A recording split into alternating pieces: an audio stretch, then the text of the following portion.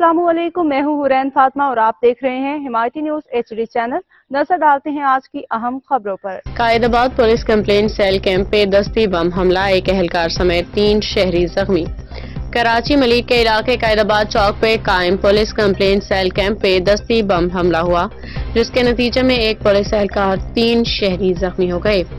यानी शाहिदीन के मुताबिक दस्ती बम कायदाबाद पुल के ऊपर से पुलिस कैंप पे फेंका गया। धमाके के बाद इलाके में खौफ व हिरास फैल गया, ताहम किसी जानी नुकसान की इत्तला नहीं मिली है। बाकी की इत्तला मिलते ही SSP Malik Kashif Aftab Abbasi, SHO Shah Latif town Amin Khosa, police की भारी नफरी मौका पे पहुंच गई। जख्मी पुलिस एहलकार और शहरियों को फौरी तौर पे अस्पताल मुंतकिल कर दिया गया, जहां उन्हें तिबी इमदाद फराहम की जा रही है। SSP मलिक का कहना है कि वाकया की तहकीकात जारी हैं। हमलावरों का सुराग लगाने के लिए तमाम जरूरी इकदाम किए जा रहे हैं। पुलिस ने इलाके को घेरे में लेकर शवाहिद इकट्ठे करना शुरू कर दिए हैं।